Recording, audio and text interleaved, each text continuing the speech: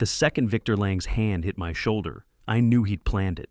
Not the shove itself, just hard enough to make me stumble, but the timing.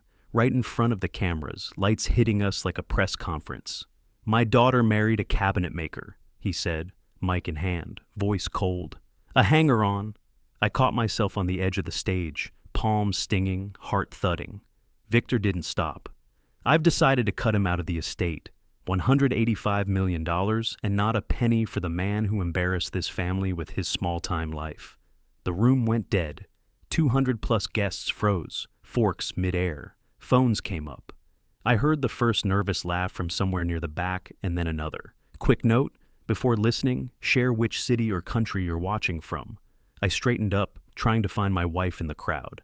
Tessa stood 5 feet away in her floor-length silver dress, not shocked, not angry, just composed, like nothing had happened. She leaned in and whispered, "Let it go and smile, Wes. Don't make it worse." That was it, like I was furniture that needed repositioning. I didn't say a word, just walked off the stage with my jaw clenched so tight it hurt. Made it past the exit doors, past the valet line, all the way out into the November cold, dress shoes scraping concrete. My phone buzzed twice in my jacket pocket. I didn't check it, I already knew. People were posting, talking. My name was crackling behind me like radio static. Just noise now. I got back to our condo around 11, took the elevator up alone, no sign of Tessa. I opened my phone and saw it. 3 gossip sites. Front page, freeze frame of me stumbling. Headline, "Media mogul cuts out embarrassing." Son-in-law at gala, 1.8 million views before midnight, 12.4 by morning. I didn't sleep. I just stood in the bathroom, shirt off, staring at the bruise forming near my collarbone.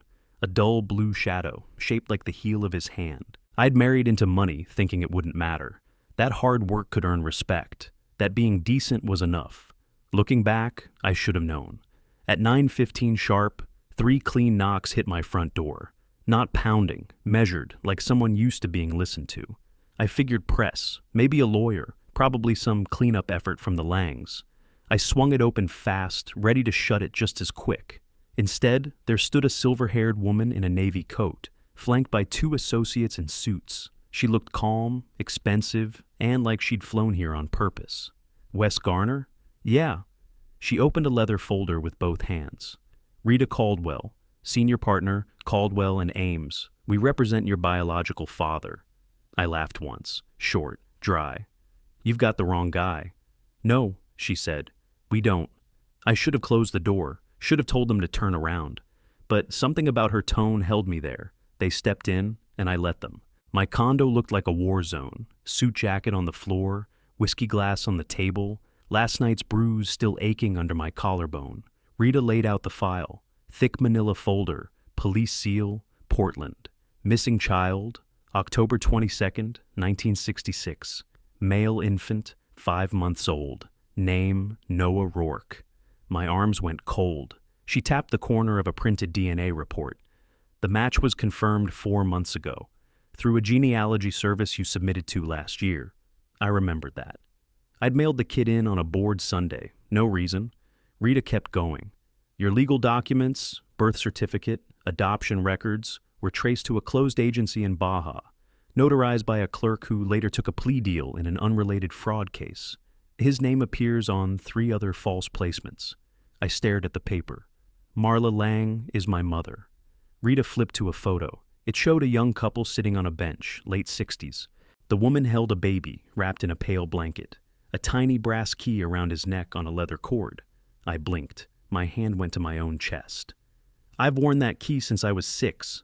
Marla said it was a Lang heirloom," I added, barely hearing my own voice. Rita nodded once. "That key is listed in the original pediatric intake report. It's also visible in multiple photos taken during your first months, including this one." She didn't push. She didn't try to convince me. She just said, "Your father's name is Colin Rourke. He's here. He'd like to see you, if you're willing." I just stood there. She didn't flinch. "He's downstairs in the car." I opened my mouth to argue, to say I wasn't interested, but I didn't. Instead, I looked at the picture again. That baby had my nose.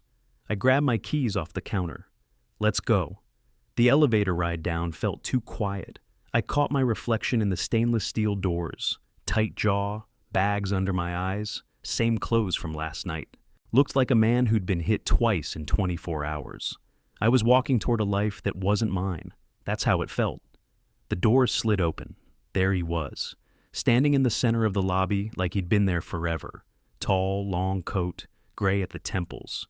He didn't move toward me, didn't smile, didn't break into some dramatic moment. He just looked straight at me and said, "Noah." It hit different. That name. My hand went to my chest without thinking. I touched the brass key through my shirt. "I still have it," I said. He blinked once. His breath came out like he'd been holding it for decades. "I'm Colin," he said. "Your mother's name was Maeve." Was. "She was a school teacher," he added. "She passed 6 years ago." I nodded, but it didn't land. I was still trying to keep my feet under me. "She never gave up," he said. "She filed reports every year, called the police in 3 states. Every birthday she left a small wrapped box on your dresser. Kept the room ready, just in case." My throat tightened. I swallowed it down. He didn't ask for a hug, didn't reach for me. He just said, "If you'd like to sit for a bit, I'm around the corner." That was it. No speech, no pressure. We walked side by side to a small cafe tucked next to the building. He held the door, but didn't try to lead. We sat in a booth. He didn't mention money, didn't say a word about what he did for a living, though I'd already Googled the name on the drive. He ran something big out west. Built it from nothing, but that wasn't the point. Colin just talked about her. Maeve loved rainy mornings. She'd get up early and read with the window cracked open. He spoke like every memory had a time stamp.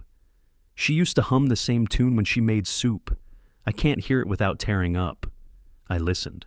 I don't know how long. I didn't look at my phone once. Something in my chest finally let go, like a rope that had been pulled too tight for too long. When we finally stood to leave, I noticed my hands were shaking, full-on tremble. I stuck them in my pockets. "I don't know what to do with this," I said. Colin didn't offer some clean answer. He just nodded once. "One step at a time," he said. "You're not alone." We walked outside. The air was cold, but I wasn't.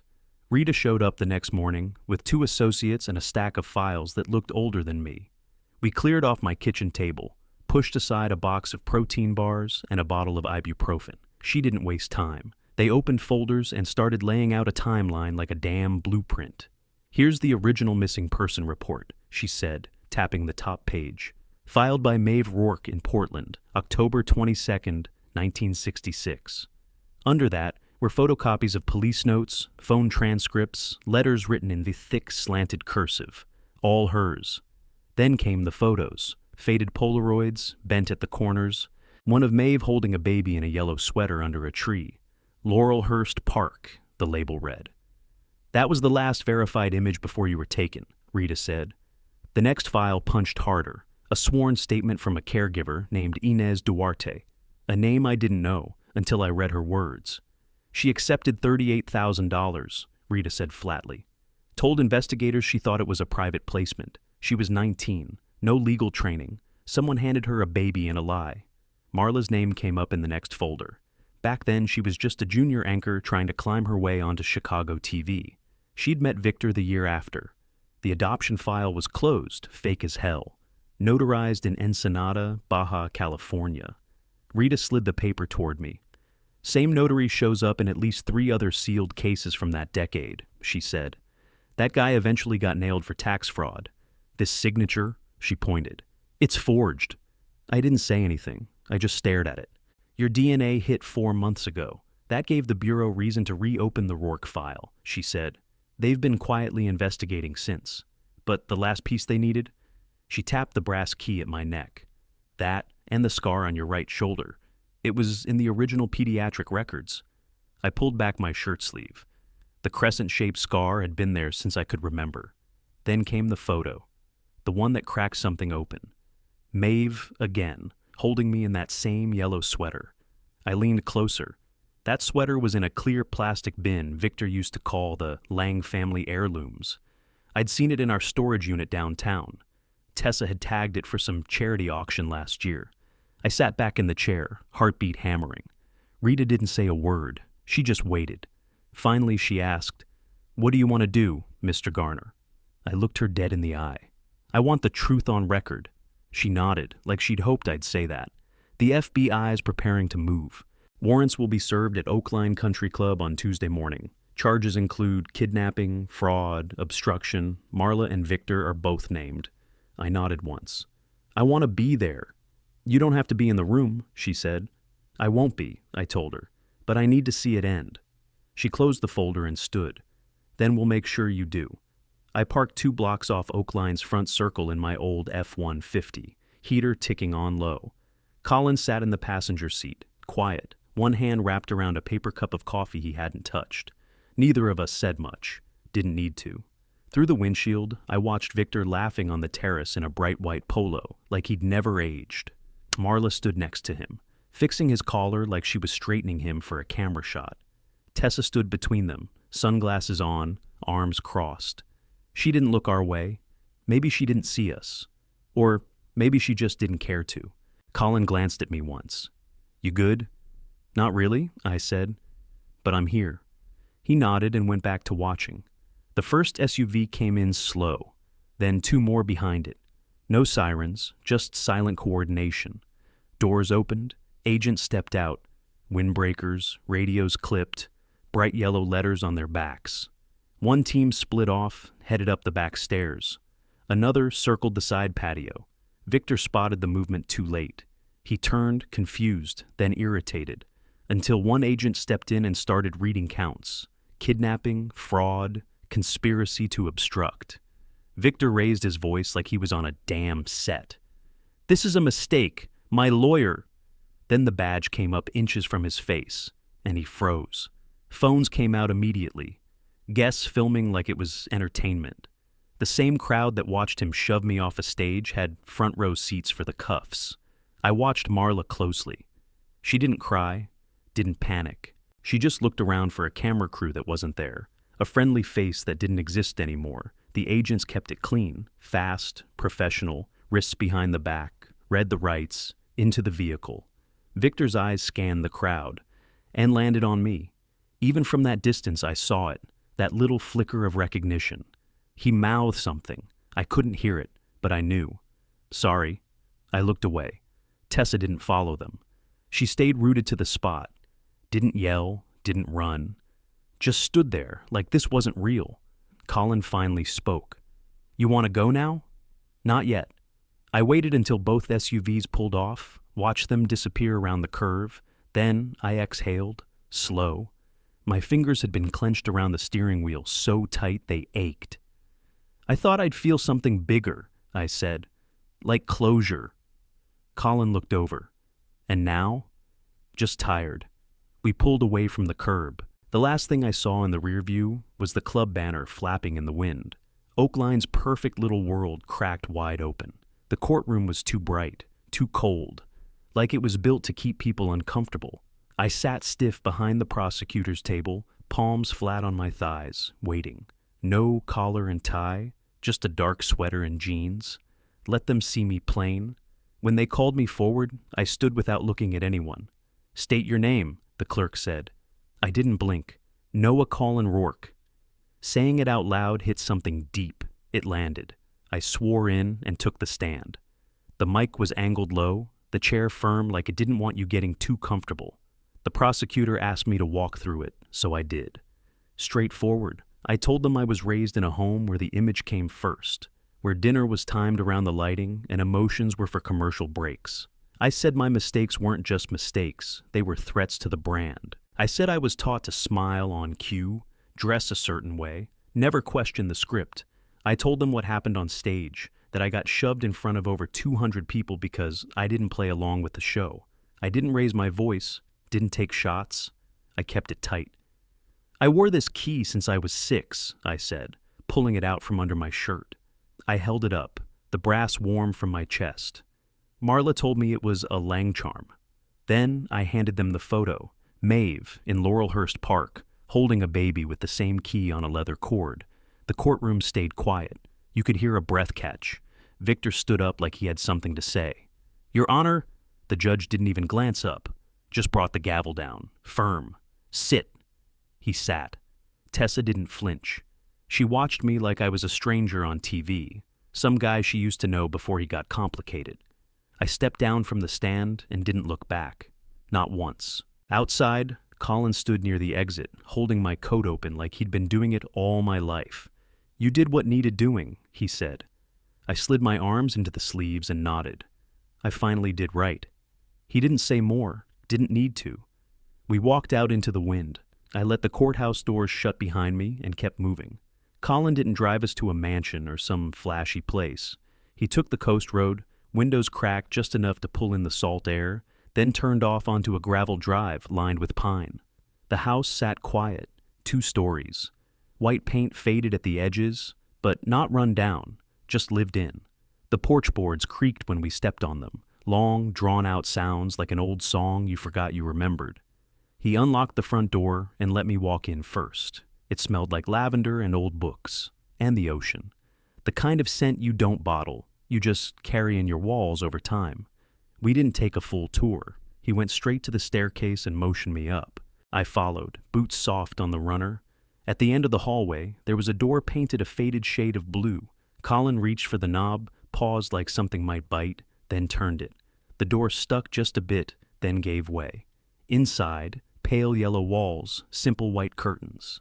A small wooden dresser sat under the window, a handmade quilt folded at the foot of a twin bed. I stepped in slow. Everything was still, like time had stalled in there. On the dresser sat a bundle of letters, tied tight with green ribbon. Colin stayed at the door, hand on the frame. First one's dated the day you were taken. I picked it up, fingers shaking without asking me. The envelope read, "To my Noah." I opened it. She wrote about the sound of rain on the window. Said she pictured me sleeping, wrapped in the blue blanket my aunt had made. Said the silence in the house was the loudest thing she'd ever heard. I sat down hard on the edge of the bed. Couldn't help it. My knees just gave. Another letter talked about a toy chest, how Colin polished it every year on my birthday. I looked across the room. There it was, walnut, solid, rounded edges, smooth enough to see your face in. I reached out and ran my palm across the lid. "Didn't let a speck of dust land on that thing," Colin said quietly. We didn't speak for a while, just stood there, breathing in the years. He walked over and set a hand on the back of the chair next to the dresser. Didn't push, didn't hover, just stayed close. I held the bundle of letters in both hands like it might slip through. Then I stood, carried it down to the kitchen table, and sat again. The wood under my elbows was worn smooth, with a little groove in the edge where someone had clearly drummed their fingers for decades. I looked at that stack, ribbons still in place. "I'm gonna build something with her name on it," I said. Colin didn't answer. He just nodded once and started the kettle. I didn't drag it out. Sold the condo, no drama. Tessa and I met at the lawyer's office, signed the divorce papers, shook hands like business partners. That was that. I packed light. My tools, a few shirts, the bundle of letters, the brass key. I didn't even take the bed. I leased a garage space in southeast Portland, tucked behind an old barber shop. Cinder block walls, one window, concrete floor. It smelled like oil and sawdust, and something clean underneath it all. I hung a hand-painted sign above the roll-up door. Maeve's bench, custom tables, restorations, solid wood. Open 6 days. Didn't take long for work to find me. First came a retired contractor with a truck full of redwood slabs salvaged from a 50s teardown. Said he wanted a dining table big enough to feed his whole damn family. I built it with butterfly joints and hand-cut legs. He came back a week later just to say thank you. Then a young couple stopped in, asked if I could make a crib that would convert into a bench once their baby outgrew it. I said sure. Built it with rounded edges, a carved panel with their daughter's initials. The hum of the planer, the scrape of a chisel, the rhythm of a sander, that was my new clock. Colin showed up every Wednesday like clockwork. Never told me he was coming, never stayed too long. He'd bring 2 coffees, sit on an overturned bucket near the bench while I worked. Sometimes he'd point to a detail and say, "Maeve would have liked that curve," or "She always wanted beadboard on everything." I never asked how he was doing. He didn't ask either. That was our piece. One Wednesday, he wheeled something in on a dolly, this massive mahogany slab, rich and dark. I recognized it instantly. "That Victor's old table?" I asked. He grinned. "Estate auction, no one else bid." We bolted it to two steel legs and made it the centerpiece of the shop, not as a trophy, just a surface to work on. A reminder of what doesn't matter anymore. The brass key stayed around my neck. The letters stayed in a drawer beside the bench, under a small dish of screws and a pencil sharpener. Every evening I'd sweep the floor, wipe down the planer, stack the scrap. At closing, I'd light a match, breathe in the cedar from the day's cuts, and lock the door with a quiet mind. The sentencing came and went without me in the room. Victor got 12, Marla got 5. The papers called it the Lang scandal of the decade, like it was some juicy drama instead of a real kid's life. I didn't do interviews, didn't sell my side to the networks. I figured less talk, more life. The vultures came anyway. Brand people, podcast hosts, a couple VC guys who wanted to slap my shop's name on a furniture line. I said no to all of it. I didn't want to pitch or sell or explain. I just wanted to build with my hands and sleep at night. One afternoon, Colin walked in while I was sanding down a maple headboard. He had a little velvet box in his jacket pocket. "This belonged to me," he said, setting it on the bench. Inside was a second brass key, the same size as mine, nicked, dulled in spots, but still solid. "I wore this every day," he said. "Feels right they stay together now." I picked it up, hooked it on the chain next to mine. The metal clicked together, soft and sure. Didn't change the world, but I felt steadier. Business stayed modest, honest, the way I liked it. A reporter from a local paper did a short write-up on the Crib Bench project, called it Nostalgic Craftsmanship in a World of Fast Everything. Orders came in from 3 zip codes over. I took them one at a time, no rush. I kept the same pace, 5 jobs at a time, 6 days a week, Sundays off. Colin still visited on Wednesdays. We kept the coffee hot and the shop warmer. Sometimes, late at night, I'd think back to that stage, the tucks, the lights, the sound of laughter that wasn't mine. Funny thing, those same people stopped quoting Victor, started calling the shop, asking for something built right, something that would last. That was enough payback for me. I wasn't Wes Garner, the hanger-on. I was Noah Rourke, Maeve's son, the guy who makes things sturdy. I turned the sign to closed, wiped the bench down slow, and headed home with sawdust on my sleeves, feeling like I finally landed where I was supposed to be.